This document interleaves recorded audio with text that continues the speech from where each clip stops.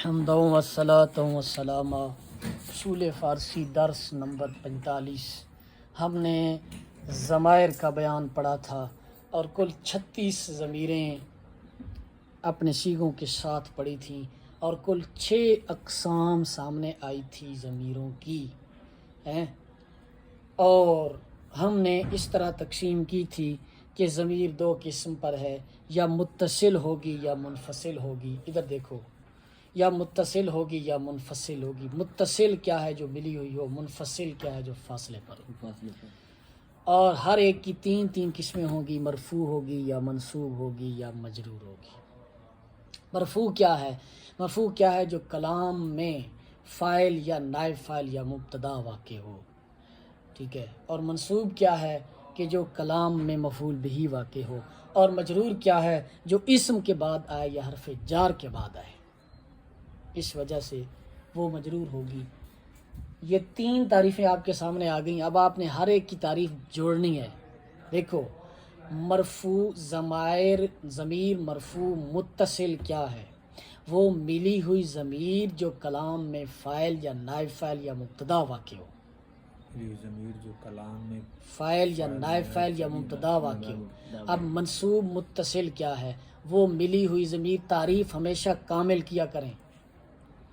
تعریف کا مقصد یہ ہوتا ہے کہ آپ جب کسی چیز کا بیان کریں تو کوئی ایسا جز اس چیز کا باہر نہ جائے آپ کی تعریف سے۔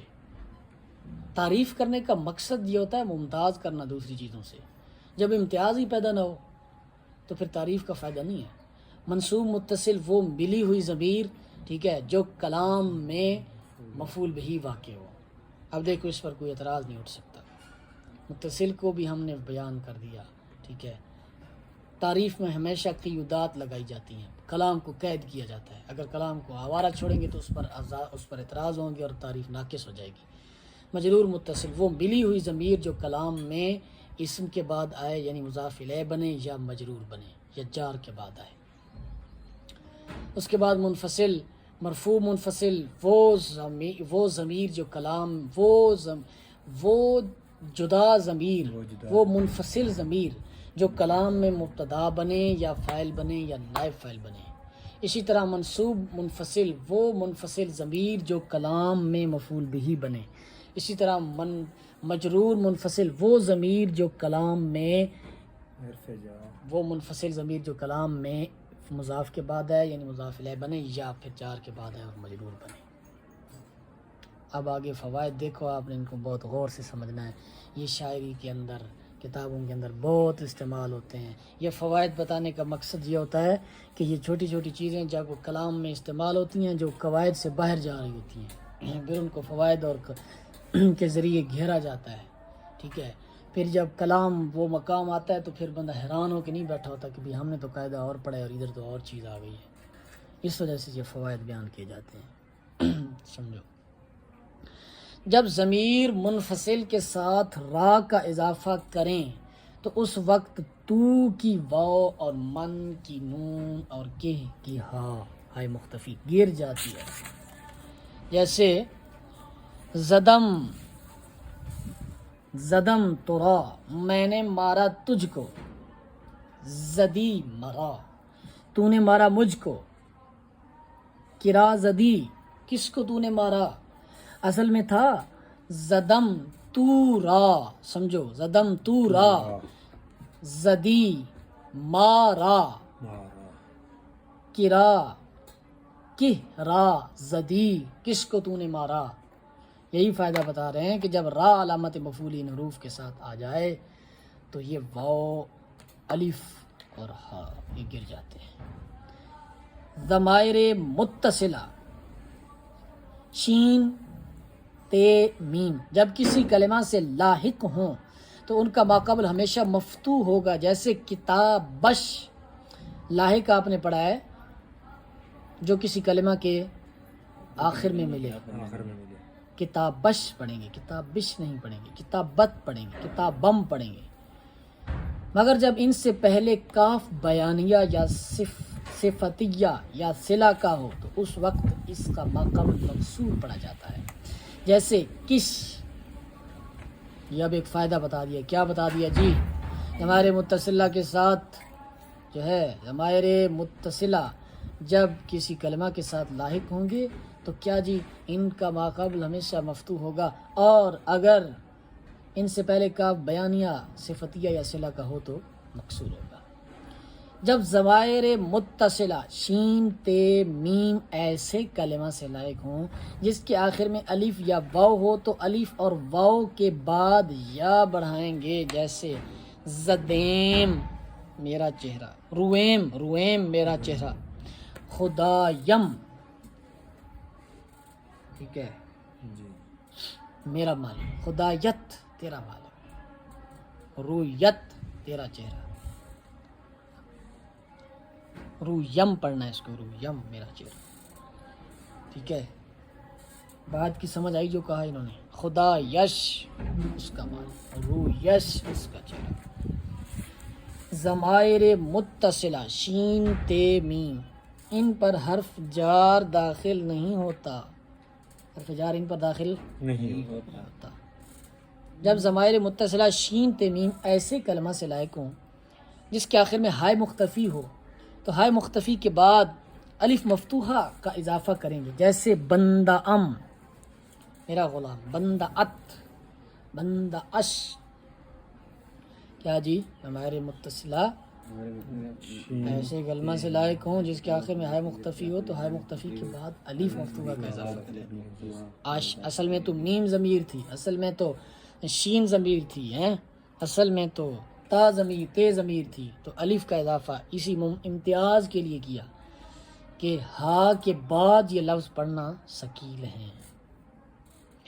کبھی ادب کی وجہ سے مخاطب کو جناب، آن جناب، قبلہ، آن قبلہ، صاحب، آن صاحب وغیرہ الفاظ سے خطاب کر کے بات کرتے ہیں، جیسے جناب، جناب چے فرماید، جناب کیا فرماتے ہیں، آن جناب، آن جناب، آن جناب کے تشریف میں برن، جناب کب تشریف لے جا رہے ہیں، آن جناب کے تشریف میں برن، صاحب چے فرماین، صاحب کیا فرما رہے ہیں، آن قبلہ چے فرمودن، بجا میں آرم، قبلہ جو کچھ فرمائیں گے میں پورا کروں گا.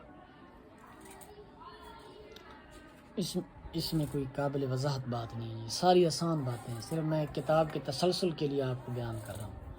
کبھی انسان عاجزی کی وجہ سے اپنے لیے متکلم کی بجائے غائب کا صیغہ استعمال کرتا ہے، جیسے بندہ ناچیز خود مہمان نوازی کند، بندہ ناچیز خود مہمان نوازی کرے گا. ہمارے کلام میں بھی کہا جاتا ہے، اردو میں بھی ہے، بندہ خود حاضر ہوگا. یہ صیغہ غائب کا ہے، ٹھیک ہے، لیکن مراد خود لیا جا رہا ہے یہ عاجزی کے طور پر. جب ضمیر منفصل ایسے اسم کے ساتھ لاحق ہو جس اسم کے آخر میں الف یا واو ہے تو ضمیر سے پہلے حمزہ یہ کا اضافہ کریں گے، جیسے پائے من میرا پاؤں، پائے تو تیرا پاؤں، پائے او اس کا پاؤں. سمجھ آئی اس بات؟ جی. اضافت میں بھی یہ قاعدہ استعمال ہوتا ہے، مضاف الیہ میں بھی.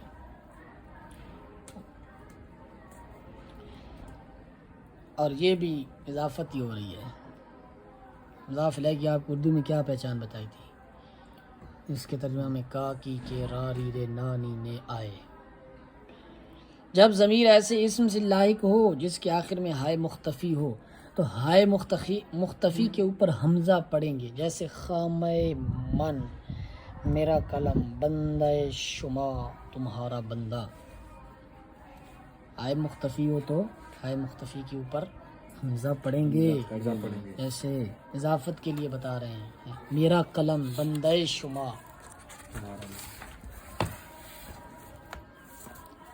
اس میں ضمیر منادا اور مضاف نہیں ہوتی. منادا کسے کہتے ہیں؟ منادا کہتے ہیں جس کو ندا کی جائے، جیسے یا اللہ، تو اللہ جو ہے اللہ کو ندا کی جا رہی ہے، ٹھیک ہے، اس کو منادا کہتے ہیں. اور مضاف نہیں ہوتی. اور عربی میں ضمیر نہ موصوف ہوتی ہے نہ صفت، لیکن فارسی اور اردو میں فقط ضمیر متکلم موصوف بن سکتی ہے، جیسے من بے دل بجمال تو عجب حیرانم، میں بے دل تیری خوبصورتی پر بہت حیران ہوں. یہ اب بے دل جو صفت بیان کی گئی ہے یہ من کی بیان کی گئی ہے. جی اس وقت موصوف پر کسرہ نہیں پڑیں گے. آپ نے مقدمہ میں پڑھا تھا کہ موصوف کا ایک کسرہ ہوتا ہے، موصوف پر ایک کسرہ آتا ہے جسے کسرہ موصوفیت کہتے ہیں، لیکن یہاں وہ کسرہ نہیں آئے گا. ضمائر متصلہ شین تے میم جب مضاف الیہ یا مفعول بھی بن رہے ہوں تو وزن شعری کی وجہ سے ان کو مضاف یا فعل کی بجائے کسی اور کلمہ کے ساتھ ملا کر دیتے ہیں. اس بات کو سمجھو، یہ بہت اہم بات ہے. برانگیختم خاطر از شام و روم، یعنی برانگیخت خاطرم از شام و روم، اٹھا دیا میرا دل شام و روم سے.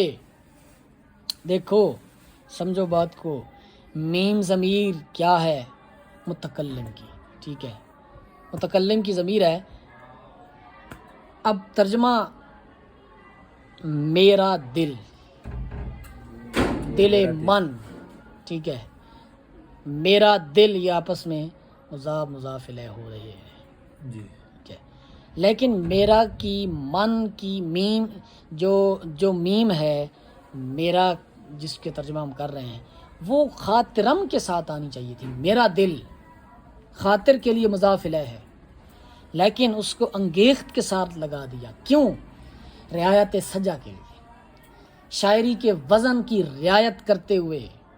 یاد رکھنا، شاعری کے وزن کی رعایت کرتے ہوئے بہت سے قاعدے ٹوٹ جاتے ہیں، بہت سے قواعد جو ہے وہ بکھر جاتے ہیں. بہت سارا لحاظ ہوتا ہے شاعری کے اندر،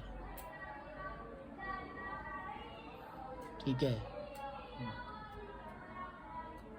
جیسے میں نے ایک شعر میں کہا تھا، قبر میں وہ دیدار اپنا کرائیں، جبکہ یہ لفظ قبر نہیں ہوتا، قبر ہوتا ہے صحیح، لیکن رعایت سجا کے لیے، رعایت وزن کے لیے، تقطیع کے لیے ایسا ہو جاتا ہے، اتنی کوئی رعایت ہوتی ہے. تو اس طرح فارسی میں بھی جو ہے وہ رعایت ہو جاتی ہے.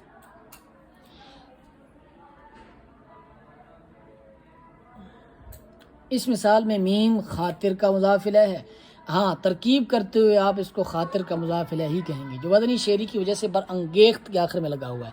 اور جیسے چنا روزگارش بکنج نشاند، زمانے نے اس کو اس طرح کونے میں بٹھا دیا. دیکھو اب شین ضمیر اس کا جو ہے نا، شین ضمیر کہاں ہونا چاہیے تھا اور کہاں لگا ہوا ہے؟ ہونا یوں چاہیے تھا، چنا روزگار بکنج نشان ندش، جی ٹھیک ہے. شین نشاند کے لیے، ٹھیک ہے، نشاند کے لیے یہ فول بھی بن رہا تھا. جی اس کو بٹھایا، کس کو بٹھایا؟ اس کو، شین ضمیر مفعول بھی ہے.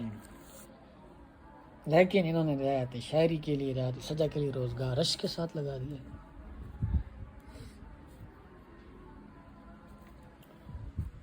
اگر اس کا یہی عبارت کا اسی طرح ترجمہ کر دیں تو پھر ہم یوں کریں گے، اس کے روزگار کو اس نے ایسے، ٹھیک ہے، اس طرح کونے میں بٹھا دیا. لیکن یہ ترجمہ غلط ہو جائے گا. کبھی ضمیر مجرور متصل یا منفصل اپنا، اپنی، اپنے کے معنی میں بھی آتا ہے. جیسے خواندم درسم، میں نے اپنا سبق پڑھا. درسم، درسم، یہاں میرا سبق نہیں، اپنا سبق کریں گے ترجمہ. یہ چیزیں کچھ ایسی ہوتی ہیں جو کلام کو بار بار پڑھنے سے آتی ہیں.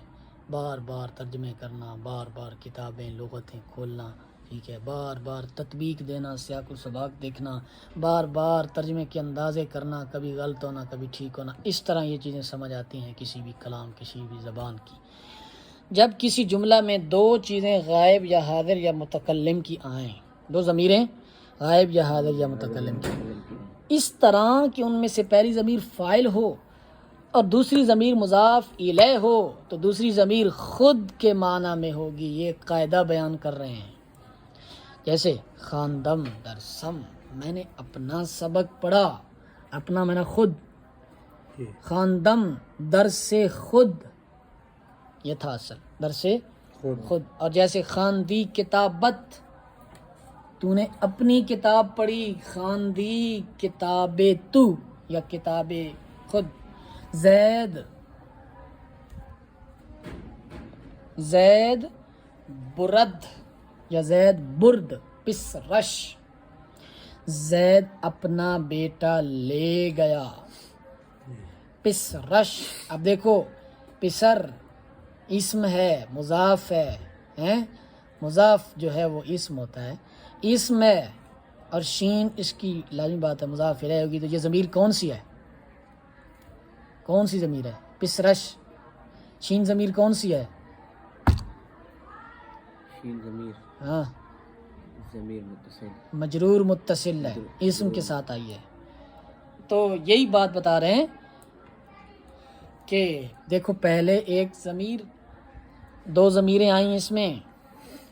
پہلی ایک غائب کی برد، برد کے اندر کون سی ضمیر غائب کی ہے؟ او ضمیر جو زید کی طرف لوٹ رہی ہے. اور پس رش پھر دوسری ضمیر آ گئی ہے.